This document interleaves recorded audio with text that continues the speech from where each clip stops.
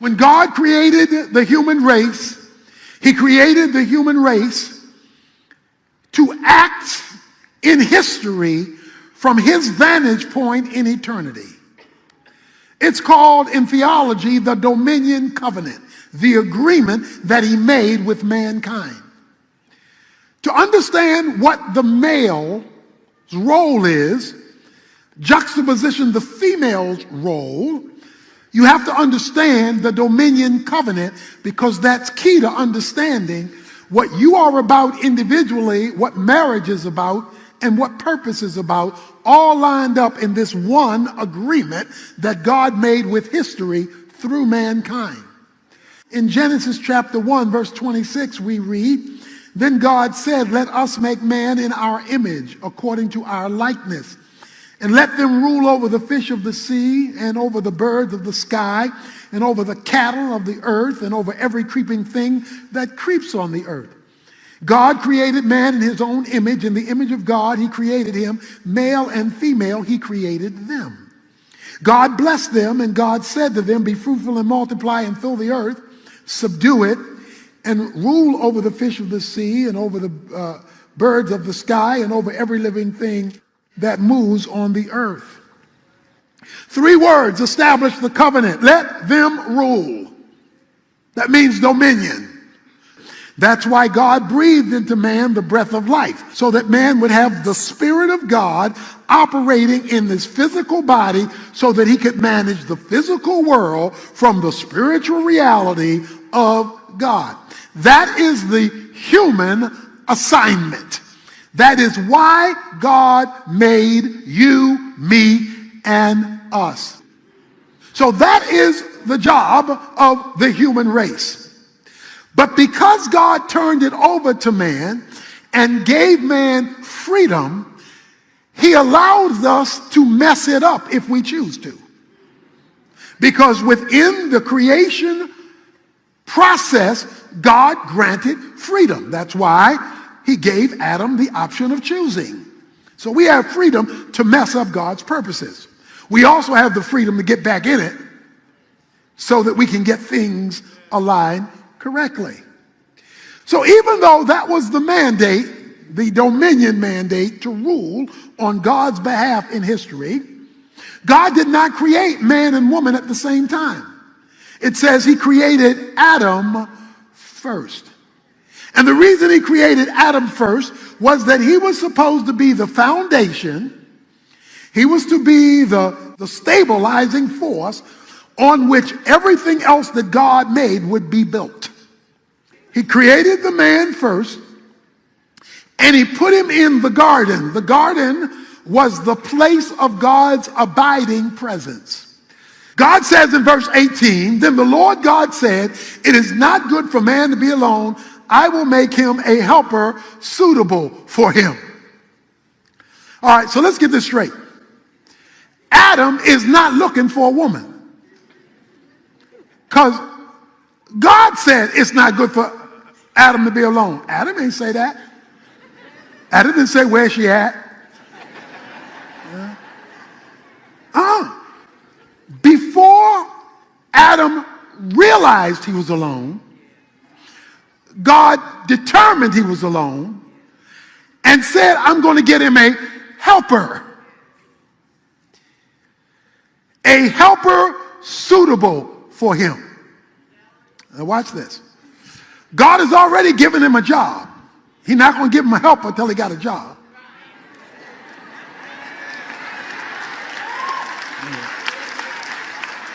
So ladies, if you're single, make it known. No finance, no romance, okay? So he gave him a job. He gave him his presence. And then he decided, okay, now I'm going to give you a helper who is suitable because you are alone. Adam, the job I want you to produce is so big, so substantive, so gargantuous that you can't do it all by yourself alone. So I'm going to bring somebody alongside of you who corresponds to you, who's going to enable you to expand your dominion further than you could ever do it on your own. So while a woman does have a priority role in the home, and yes, that is a priority responsibility, it's all tied into a bigger agenda. And the bigger agenda is her gifts and her skills and her calling to expand the rule. So a man who is not maximizing what God has given to the woman has limited what God can do through him because he's not using the help that God provided. That the job of the help is to expand the rule in the context of companionship. The word easier is a very interesting Hebrew word because most of the time it's used in the Old Testament, it's referring to God coming to the aid of somebody. So easier, help, is used of God intervening in human situations to help people through or out of or around circumstances that come in life. So when he says that the woman is a easier kenigdo, she corresponds to him because she's human, but her job is to do what God does, and that is come alongside to help things become what the Creator designed them to be. So you want to maximize the potential of the woman in your life, not denigrate it, but to highlight it, because the issue of aloneness wasn't just companionship, it was fulfilling a dominion mandate. So let's get this straight. I'm sure we have a lot of singles here, so let me explain something. Adam didn't need Eve to become complete, because we mix up being single and being alone. Those are not the same thing. It's assumed if I'm single, I'm alone. No. If you are single, the word single, if you look it up in Webster's dictionary, means unique or whole. That's what it means. But we have stitched it into being alone. If you are a single, like Adam is right now, and like Eve will be before she's introduced to Adam, you are supposed to be a complete single. Marriage should be a bonus, not a necessity. Okay? You are to be complete. I am saying that happiness is not God's primary goal for marriage. Once you make happiness the primary goal, when you're not happy anymore, you don't want to stay married, because happiness was the goal. I'm going to show you in a minute. Happiness is the fruit, not the root. The root of the goal was let them rule. And if I could ever get them to rule underneath me, in relationship to me, under the authority of me, properly relating to one another, happy won't be a problem. Because happy will be the result of fulfilling the purpose for the arrangement I set up in the first place. So he's now establishing what they are to be about. They are to be about operating under his rule. So now God brings out all the animals, and he brings them out to see what the man would call them. Adam could only name what God brought him. He couldn't go out naming stuff. It says God brought it, and he named what God brought. Dominion is seeing God bring things before you and seeing that is being brought before you by God, and you giving it an identity. So it is to exercise whatever you name, you are now responsible for. So if you want to be a man that God can bring things to so that you can lay hold of it, lay claim to it, you should be saying, God, for this week, I'm going to start my day with you. I'm going to bring you in on everything related to my day. I'm going to make time to make you the priority of my day so that you can flow to me, so that I can see what you have for me, so I can give name to it and ownership of it to increase your dominion in history. And therefore, experiencing kingdom rule. So, Adam is naming all the animals, but for Adam, there was not suitable help. So the Lord God caused a deep sleep, verse 31, to fall upon the man, and he slept. And God took out one of his ribs, closed up the flesh of that place. And then God fashioned to a woman the rib which he had taken from the man and brought it to the man. So he sees it coming, and he says, she shall be called woman. That's what it says. She shall be called woman. What did he just do? He named her woman. That's a man with a womb. Let me take you back to Genesis chapter 1. We will make man in our own image, in male and female. He made man in his own image. So a woman she was taken from a man, rib of a man, and she was made, she's called woman. She's a man with a womb, because a woman was made to receive. A woman receives the man's name. Adam names her. Any man who has a woman who won't take your name is not the woman you should marry.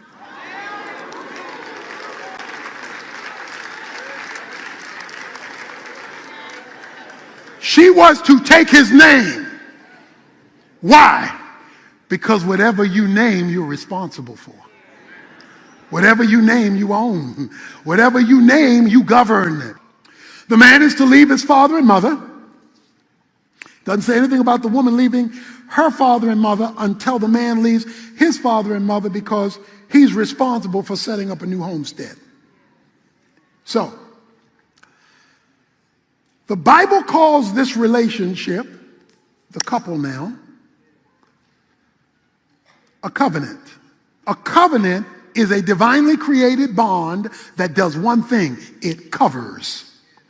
A covenant is a mechanism through which God's favor flows. If you are not covenanted, that is, operating under the guidelines and governance of God, if you're not doing that, you're uncovered. And if you're uncovered, that means the intervention, favor, blessing of God is not free to flow. The Bible says in Deuteronomy 29:9, I give you this covenant that you might prosper, that I might be able to do my thing through you. So the reason that the devil wants to make you miserable if you're married is he wants to keep you uncovered. And once he keeps you uncovered, God can't flow. Once he keeps you divided, God won't flow. God says if the husband is mistreating the wife, in 1 Peter 3 verse 7, if the husband is mistreating the wife, not recognizing her, appreciating her, diminishing her, physical or emotionally abusing her, tell that man, do not pray. I will not listen to his prayer. That's how important the woman is and how she's treated and valued. And in fact, you should, ladies, accept nothing less than that. Okay? Because your ultimate responsibility is to God. So, Malachi chapter 2, verses 13 and 16, here it is, and this is important for all the singles listening. He says, she is your wife by covenant, but it goes on to say, you are together, watch this, in spirit. Now, here's the way most people get together. They get together by attraction. That's the physical. You see somebody, they look good, she looks good, he looks good, and you're attracted. And that's fine. Man looks on the outward appearance, so that's fine, but that's just phase one. Now we go to phase two. Phase two is soulmate.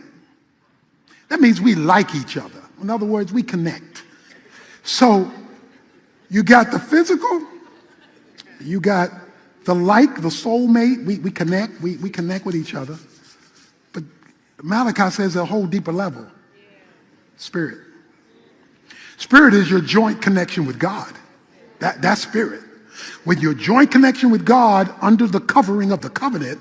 See, the Bible says, 1 Thessalonians 5:23, we're not body, soul, and spirit, we're spirit, soul, and body. The spirit must be put up top, because then it can manage the soul and the physical.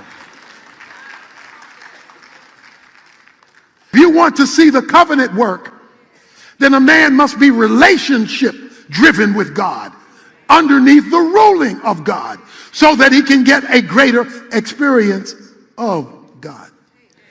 Now let's make it clear. Dominion is not domination. Let's show you how all this works together from 1 Corinthians chapter 11. 1 Corinthians chapter 11 kind of puts the package together for us. It's a very important chapter that often doesn't get looked at intimately. Let me start with verse 7. For a man ought not to have his head covered, since he is the image and glory of God. The word glory means to advertise. Okay? Stay with me here. The man is to advertise God.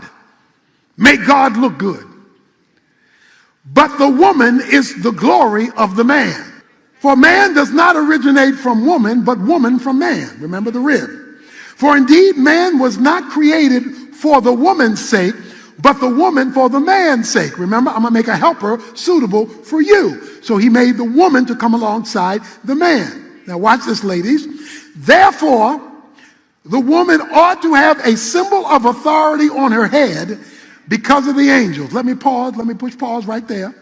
The woman is to have a symbol of authority on her head because of the angels. Well, let's talk about the theology of angels. Every Christian has been assigned an angel, Hebrews 1:14 says.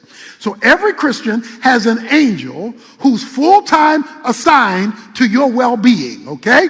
It's an invisible, angelic being who's assigned to you by name.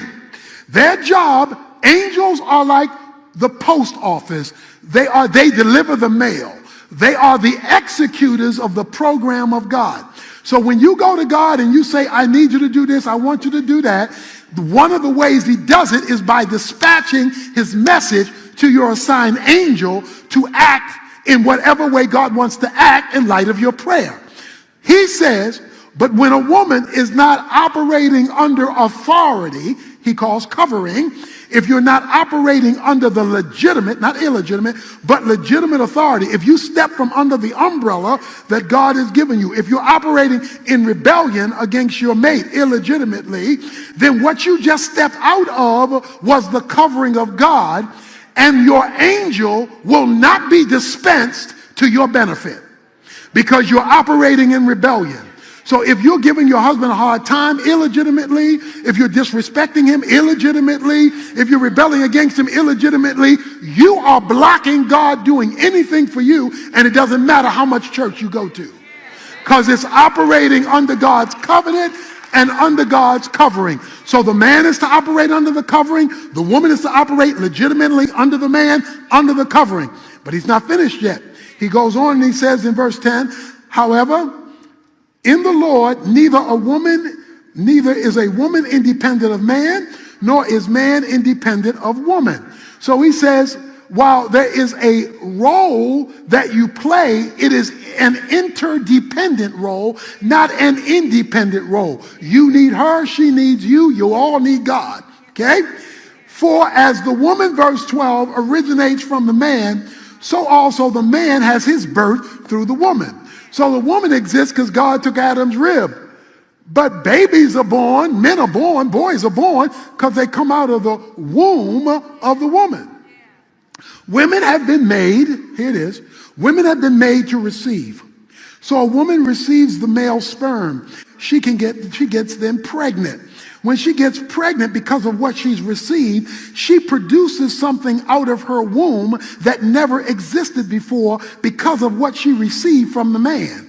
What she received from the man produced something brand new inside of her that came from her that is beyond what the man could ever do without her. So what God is saying in physical birth, he's saying through all the dominion covenant. There's some things I will only do if you give her something to receive. But if you give her something to receive, she's going to let that thing grow. And when she produces what she produces out of what you gave her to receive, all y'all going to have more than what you started with. Because I am creating an expansion of my rule in history. And that's why Genesis 1 says, at the end of let them rule, he blessed them. That's where happy come in. That's where happy. Everybody looking for happy without being underneath God's covering properly. Happy, blessed, is the result. It's not where you start. It's the result. And when we get aligned properly under God with each other, then we will begin to see all that God can do. For the woman, verse 12, originates from the man, so also the man gains his birth through the woman, and all things originate from God. You see how the whole package comes together? It is God, the man, the woman, interdependent within their roles, and you see God moving through the scenario in a transformational way. So the question is, how bad do you want it? That means we as men, from starting with me, but to all the men, we have to make a relationship with God our dominant theme underneath his rule. And when that happens, you'll see more of God than you can handle. And others will benefit from it. Today, we're going to talk about the leading candidate of faith in the Bible. If I were to use football language, you would call this guy a beast. Because when it came to faith, he is the creme de la creme. He is the superstar. He is the most valuable faith person. In fact, when the Bible wants to talk about faith, he is a constant illustration of it.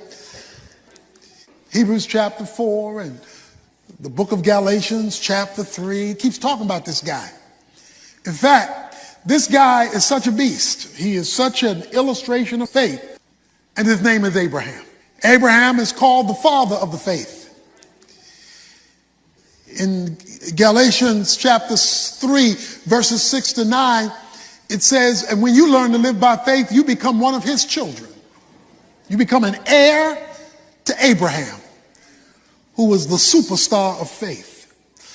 And if you learn what we go over these next 3 weeks for this one personality and his wife, you will enter into a realm that perhaps will be brand new to you, and to an experience with God that will be fresh, not stale, because you have learned to live like Abraham lived.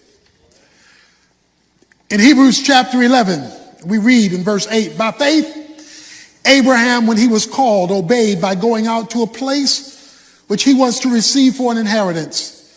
And he went out not knowing where he was going. By faith, he lived as an alien in the land of promise, as in a foreign land, dwelling in tents with Isaac and Jacob, fellow heirs of the same promise. For he was looking for the city which has foundations, whose architect and builder is God. We're going to learn 3 things about Abraham today and his walk of faith. That if you want to experience God at a whole new level by faith, it will involve a leaving, a living, and a looking. If you want to experience God as you've never experienced him before, as you move by faith, it will involve a leaving, a living, and a looking. Let's start with the leaving. Because verse 8 tells us, by faith, when he was called, he obeyed by going out to a place.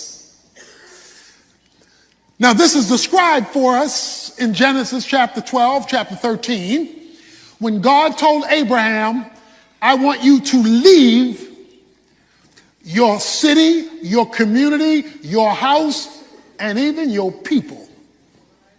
And I want you to go to a place that I'm not going to tell you about yet. Said he didn't know where he was going. All he knew is God told him to leave, without knowing where God was taking him. Why is God telling him to leave Ur of the Chaldees? Why is God telling him to move away from family and friends and the things he grew up with? Well, to understand that, you have to understand chapter 11, the chapter that precedes God calling him. In chapter 11, the whole world has rebelled against God. A man named Nimrod, an African that you shouldn't be proud of, led the whole world in rebellion against God. The Tower of Babel established the religion of humanism, man-centered religion. It says that they gathered together as one people to build a civilization, and right in the center of the city, they built a tower, that is a ziggurat, that is a worship steeple. And they said, we will build our tower to the heavens. We don't need God. We've got intelligence, brains, reason, science, technology. We can build this thing ourselves. We don't need God. We don't need God to help us. In fact, we're going to build this thing so high, we're going to show God we can get to him. Of course, Genesis 11 says, and when God looked down and saw what men were doing, he came down. So I don't care how high you get, how much money you make, how much notoriety you amass. God's got to come down because you ain't getting but so high. God came down and said, now look at them fools. Look at what they're trying to do. It says, they are seeking, God said, to build a name for themselves. Why? Because they don't want to carry my name. God says, I have something for you to do. I've got a plan for you, Abraham. But in order for me to fill my plan, you got to leave here. In other words, stay with me. If you want to see where I want you to go, I'm not going to show you where I'm taking you till you leave where you are. You cannot stay here and have me. You cannot stay around paganism and have me. You cannot stay around humanism and have me. So you've got to leave, and you got to trust me that I know where I'm taking you, even though I'm not telling you. See, a lot of us are like this. Okay, God, show me where you're taking me, and then I'll let you know if I'm going. God says in 1 John 2 and John 15, he says, if you are friends with the world, you are an enemy of God. And he tells that to his disciples. If you hang out with the world, you can't have me. God has called every Christian to leave worldliness. He's not called us to leave the world. That is to not live in society, not work in society, not have responsibility in society. No, but worldliness is different. Worldliness are attitudes and actions that leave God out. You're worldly when there are attitudes and actions where God is dismissed from. God has saved us out of this world. The world is not, as we've said many times, a place.